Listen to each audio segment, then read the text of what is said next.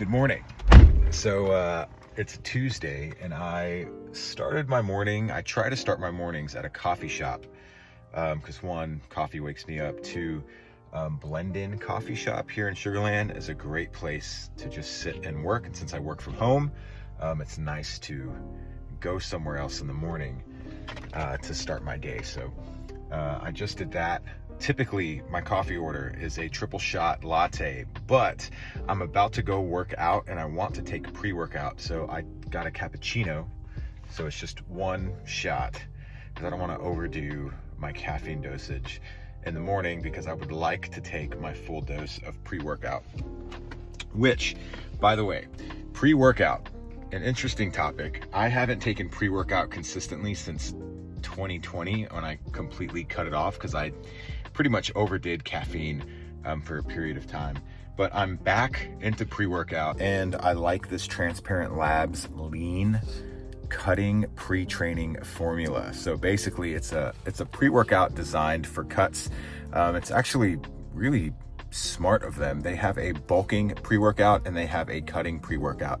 If you'd like for me to go into details on the ingredients that they've swapped between the two, let me know and I will do a detailed video on that because it's pretty outstanding. I really like these guys because they have clean ingredients, Transparent Labs. They're very transparent about their ingredients. And I think as I get older, I appreciate the ingredients in the supplements that I take. So later in the video, I'll go over my complete supplement stack, what I would recommend for most people and what I take that's uniquely just for me.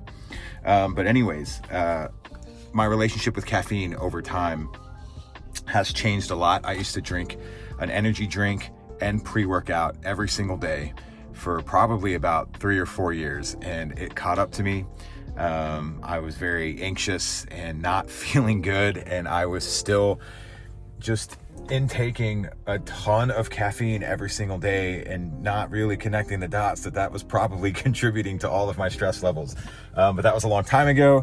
I've been pretty much 5 years away from pre-workout, but after finding this one at only 180 milligrams of caffeine, which I appreciate, I have been taking this since the start of this program before most of my workouts. I won't say that I take it for every single workout. Sometimes I do coffee, sometimes I don't do anything caffeine related before a workout. It just depends on how I'm feeling.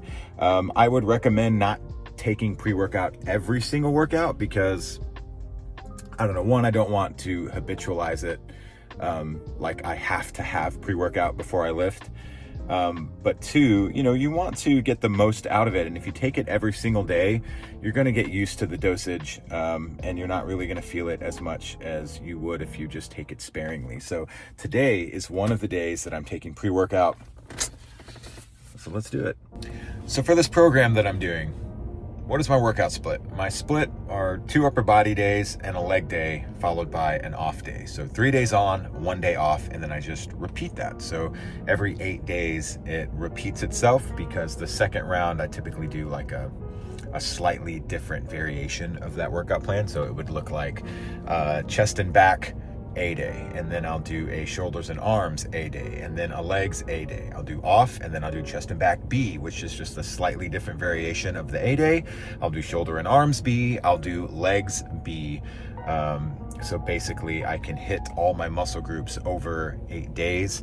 I like this frequency. I'm at the point right now where I'm really enjoying the momentum of the program, and so I'm motivated to go to the gym more often. I started out going about 3 to 4 times a week, and now I'm going more frequently, and I'm enjoying the workouts more than I was at the beginning. It just kind of goes to show you that, like, even as somebody who loves going to the gym, momentum and like getting deep into a program provides so much additional motivation. I'll tell you what, at the beginning of the program, I still kind of had to force myself to go to the gym, even though it's something I really like to do. I just wasn't used to going that frequently, and it took some effort to get in there every single day. But right now, it's like I can't get enough. I want to keep going and keep going. And so one of the reasons why I really like this split is because I can kind of rearrange it as I please. So for an example, if I didn't want to do a chest and back day, I could do a leg day and then chest and back day, and then I could do my shoulders and arms, right? I can kind of rearrange those 3 workouts however I want. And then additionally, if I wanted to skip an off day and just run chest and back, shoulders and arms, legs, chest and back, shoulders and arms, legs, I could do that and still have proper recovery. I try to make myself have an off day because it's important to have a day in the week or 2 days in the week where you do absolutely nothing so that you can recover. But man, sometimes if you've got that motivation, man, get in there. And then also, if I have a week where I need some space, right? Or work is really busy, or we've got events going on, or we're traveling, I can throw off days kind of wherever it needs to go, and I can still make progress. So I really enjoy this split. Today, we're gonna do a shoulders and arms day because I haven't filmed that one yet, so let's do it. Okay, so whether I have a upper body day or a lower body day, I start my workout the same way with a 5-minute incline treadmill walk at about a 3 or 3.1 speed. This is simply to raise my core body temperature and make sure that my muscles are warm and prepped and ready to lift some heavy weights. I would recommend that for you before each lift. And I'm gonna start this shoulder day with a compound movement. This is a seated overhead press, one of my favorite machines in this gym. One thing to note about a seated press, you're getting support from the chair, and it's important that you still brace your core the same way that you would in an overhead press. So to brace my core, I tuck my tail in and push my pelvis forward, and then physically flex the front part of my abs, and this ensures a proper stable position to push the weight up from, and it's a great way to train for a standard overhead press. The second movement is a dumbbell shoulder shrug, and I try to make sure that I don't just throw the weight up and down. I want to raise up, squeeze at the very top, pause for a second, and then slowly lower the weight down like I would for any other movement. I started with 55s here, and I go up to, I believe, 65s on my third rep. And then moving on from here, we're gonna go to a side lateral raise. This is one of my favorite movements, and a couple cues to help you get the most out of this movement is I think about moving my elbows up, and I make sure that my elbows always stay equal or above the weight. I try not to get the dumbbells higher than my elbows because then you're gonna be working some muscles that you're not trying to train for. And then at the very top of the motion, it's okay if the traps engage a little bit. I tried not to engage them, but it's hard not to, especially after doing dumbbell shrugs. So if you get a little trap engagement on your side lateral raises, it's okay. Just make sure that you're getting the most from the muscles that you're actually trying to get worked first. So our final shoulder movement of the day is a reverse fly. So the reverse fly is going to focus specifically on your rear delt and the smaller muscle groups in your upper back. Make sure that as you pull the weight back, you're pulling from your elbows. Try not to squeeze the grips too hard because you're going to really engage a lot of forearm here. And I want to isolate the rear delt, squeeze at the top of the movement, and slowly let the weight release back towards the center of your body. Okay, moving on to the arm portion of this workout. This is a easy bar skull crusher, one of my favorite tricep movements because you can really add a lot of weight here. I tend to, at the very top of the motion right here, I tend to lean back just slightly so that the tension stays on my triceps and I lower the weight behind my head. Your form might look a little different than mine. This just happens to work really well for my arm length and my elbow position so that I can load the weight and not have any elbow pain. One of my favorite movements. And then we go straight into an easy bar curl. So my goal with these curls are to keep my elbows in the exact same spot, curl the weight up and squeeze my biceps at the top of the movement. And then you're gonna slowly lower the weight down. This was actually pretty heavy for me, so it was difficult for me to keep the speed on the downward part of the motion slow, which is why you see it moving a little bit quicker here. But as long as you're feeling your biceps get torn down, that is what you're looking for, staying in your given rep range. Again, this is a very similar motion right here, but the cable curl variation. I love the curl variation because I can get a really good squeeze at the top of the motion and isolate that bicep in the 10 to 12 rep range. The last exercise of the day is a tricep rope extension. This actually is my favorite arm movement because I can really feel it at the bottom. So if you notice, there are two parts to this movement. There's pushing the weight down and then pushing the weight out right here to get a nice solid burn on the outer part of your tricep. This will also give you a really good arm pump.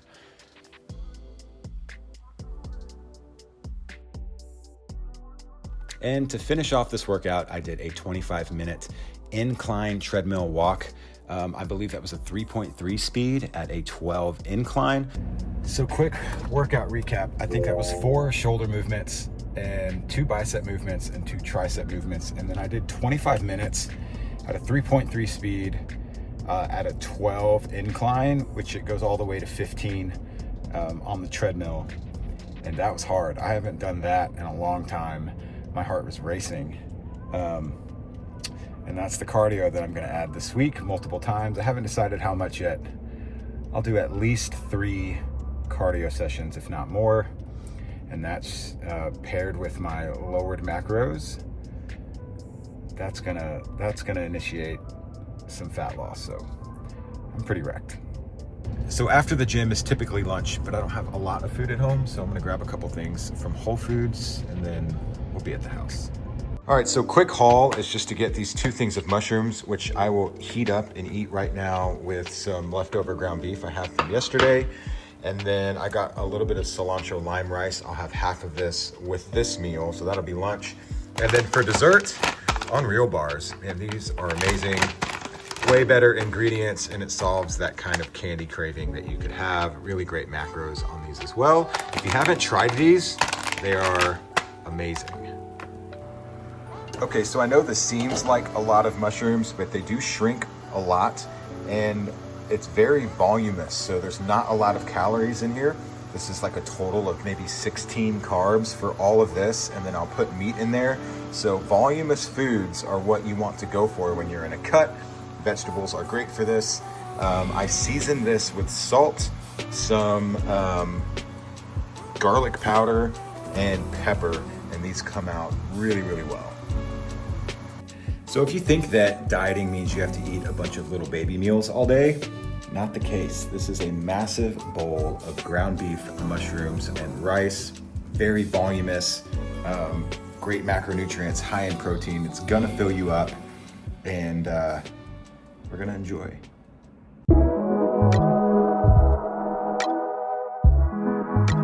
All right, so let's talk supplements. So these are the supplements that I take. I'll talk about why I take them, what they do, what brands I tend to use, and what I would recommend for most people, especially if you're starting a diet or a health journey, or starting to lift weights or do cardio for the first time.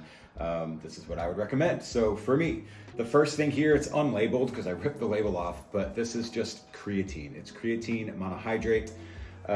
This is a supplement that I would recommend to everyone. What it does is it allows you to push a little bit harder in the gym. How? Well, your muscles use an energy currency. It's called ATP. So basically, if you think like you're doing a bicep curl, right? You pick a certain weight, you get to like 10, and it starts getting difficult. You get to 11, it gets even more difficult, and you get to 12, and you get like, you barely get that up. And then on the next one, you literally have no energy left, right? Your brain can tell your muscle that you need to curl the weight up, but it just won't do it because you've run out of ATP. Where your body has like a backup system. It's like, okay, we need more ATP in this area, and it converts other things into ATP, like ADP, and creatine is part of that process. So when you have an elevated creatine level, you're able to pump out an extra 1 or 2 reps. Now, that may not seem like much, but 1 or 2 reps for every movement, for every workout, every week stacks up to a lot. So this is the one supplement that the majority of people who lift weights use that is actually gonna get you to see results, and it's proven, and there's no side effects, right? So it's one of the best supplements that you can get to help you have better gains. It's gonna draw some water into the muscle as well and make them look a little bit fuller. That might add like half a pound or something to your weight, but I wouldn't be concerned about that. My recommended dosage, what I've been recommending for years, is for men to take 5 grams of creatine per day. Women would take 3 grams, and that's simply just based off of average body size. And so how this works is you have kind of a baseline level of creatine in your body that your body already produces. And when you take 5 grams or 3 grams every single day, it's just gonna saturate that baseline level, and it takes a certain amount of time to do that. So it's not like you're gonna take creatine one time and you're gonna see these massive gains. It's just something you have to do consistently every single day. And over the course of a couple weeks, you'll start to notice a bit of difference. So creatine, I would highly recommend. If you don't have it, go get it. No side effects. It's the best one out there. Okay, so the next supplement we're gonna look at is a pre-workout. So most of us know at this point what a pre-workout is. Basically, its main ingredient, which is gonna be a big dose of caffeine. It's going to be accompanied with other ingredients that help dilate your blood vessels to improve blood flow as you're lifting. And there are a couple focus ingredients here, like things that are specifically designed to help kind of tailor the craziness that caffeine can kind of bring you, that kind of anxious, jittery feeling, and help balance that out a little bit so that you have, what they would call focus. In this case, that ingredient would be L-theanine. And what I like about this formula from Transparent Labs is that they include a bunch of vitamins in here too, like chromium, copper, selenium, zinc, all things that are just going to be beneficial for your health. And so I like that they were pretty thoughtful in including those ingredients in here. But basically, this is like, it's a hype kind of thing. It really gets you excited to go to the gym. It gives you a lot of energy. If you're tired, you don't really want to work out, you can take a scoop of this and it'll get you going, and you'll feel pretty amped up in the gym. I wouldn't recommend using this for every workout, because just like we understand about our caffeine tolerances, if you consistently drink caffeine every day, you're just going to get used to it. And so it's no different with this. If you take it every single day, it's going to kind of lose its effect a little bit. So I would use this maybe every other workout, only use it on workouts that you feel kind of tired, to get you going. And plus, like, pre-workouts tend to be pretty expensive. So if you can make this last a long time, it's better for the wallet. This one tastes really good too. It's strawberry lemonade. And the other thing I want to make clear about pre-workouts in general, everyone reacts to these a little bit differently, right? It might make one person feel a certain way, and it might make somebody else feel a completely different way, right? All of these ingredients really depend on how your body absorbs it, and everybody's gonna respond a little bit differently. So you might find a pre-workout that you really like. You might try a pre-workout that you don't like at all, right? It doesn't make you feel focused. Maybe it makes you a little jittery, or maybe it doesn't give you anything at all, and you need to take something that's a little bit stronger. It just depends. This stuff can really work. It can help you get in some extra reps. Transparent Labs, they have clean ingredients. I like these guys. I would highly recommend. Okay, so the next category of supplements are going to be geared towards your overall health. And we'll start in the most general place that we can, which is going to be a multivitamin. I would suggest a multivitamin for just about everybody, because it's difficult to get all of the vitamins and nutrients you need to run optimally through just whole foods alone. As much as I would like to say that I eat healthy and I try to diversify my fruits and veggies and meats and proteins, it's a difficult thing to do. And we tend to buy a lot of the same food when we go to the grocery store, even when we eat healthy, right? We get a lot of the same things, and you could have some deficiencies if you're not covering all your bases, and multivitamins help you do that. Again, Transparent Labs, they have a really good one. I like this one. It's a little bit expensive, and it's 4 capsules for one serving, which some people don't like. And the reason why this one has so many capsules is they have some additional antioxidants in here, but they present the vitamins and nutrients in a very bioavailable form, which means that it's very easy for your body to take in. You can compress, and you can imagine if you get all of these vitamins and nutrients, you can just compress them into a little pill. But it doesn't mean that they're very bioavailable, right? So there are some multivitamins out there that I just wouldn't recommend. I would recommend them come from a capsule. And I would recommend primarily organic ingredients. If you're gonna go that route, they're affordable now, you can go find them. But Transparent Labs has a great formula, and I really like taking this one. So multivitamin, get all your vitamins and nutrients in. Next would be a fish oil. This is specifically a krill oil, also from Transparent Labs. So in general, this is really good because it's a healthy fat and they have a healthy amount of omega-3. So if you don't know anything about omega-3s, omega-6s, I'll briefly go over that. So with our American diet and the oils and all the foods, the way they're cooked, the American diet promotes very high amounts of omega-6 versus omega-3s, and it's most optimal for our bodies to have a pretty balanced level of omega-6s and omega-3s. So if you eat the standard American diet, you're probably going to have very high omega-6s and very low omega-3s, and that just leads to a few health issues. You can go and look that up. But it's good to have a high level of omega-3s to try to balance that out. And krill oil is going to be what helps with that. This is going to be good for your functional health. This is going to be good for your joints. This is going to be good for your cognitive function. I would highly recommend a good source of fish oil with high omega-3s. Next, D3 and K2. So I got I'm shaking it because they get all stuck together.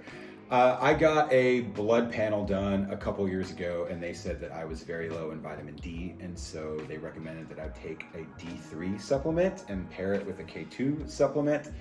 So I got it in one from Transparent Labs, D3 and K2. So this is very specific to me, but a lot of people tend to be low in vitamin D. So I could say that this is just for me, but I would recommend this for most people too. So if you get a blood panel done, they say you're deficient in vitamin D. D3 is the way that you want to go with some K2. This is a supplement that I take daily.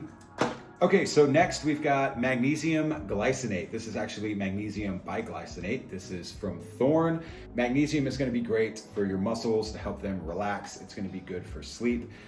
When I have trouble sleeping, it's nice to have magnesium around, and it's just really good overall for muscle recovery and allowing your muscles to relax when you are constantly pushing them in the gym.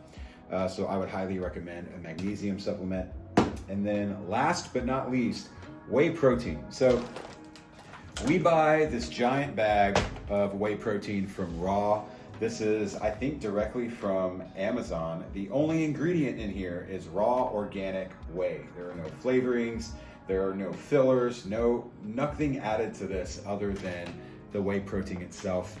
I mix this with fruit and honey to sweeten it up just a little bit because it doesn't have any flavoring, and I'm telling you, it tastes so much better than the artificial flavored whey proteins that you see out there. I used to buy all kinds of crazy stuff from Ghost, like Chips Ahoy, Nutter Butter whey protein, and like nothing compares to just the natural thing with some fruit and some honey.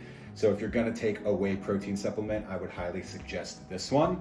And I only take whey protein on days that I don't hit my protein with whole food. I hit 190 grams of protein right now, and that can be difficult to get through Whole Foods, but honestly, I do that more often than not. There's probably only 3 days out of the week in which I actually have to take 1 or 1.5 scoops of whey protein. And it's literally, I treat it like a food.